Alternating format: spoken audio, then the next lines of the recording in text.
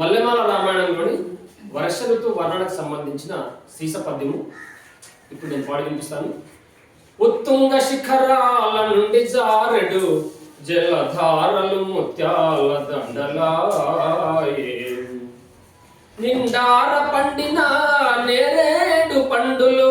కదలికల్లేని బృంగములాయే,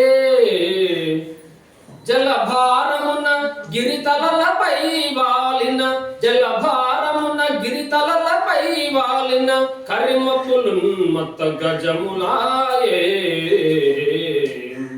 గొంతెండిపోయిన గురుసైకతమ్ములు గొంతెండిపోయిన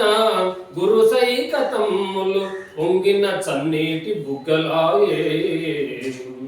మెల్ల మెల్లగా సాగెడు పిల్ల కాల్వలెల్ల మెల్ల మెల్లగా సాగెడు పిల్ల కాల్వలెల్ల ఓరెత్తి పర్వెత్తు ఏరులాయే, రాత్రి పవలును మొగలి సౌరభము గ్రోలి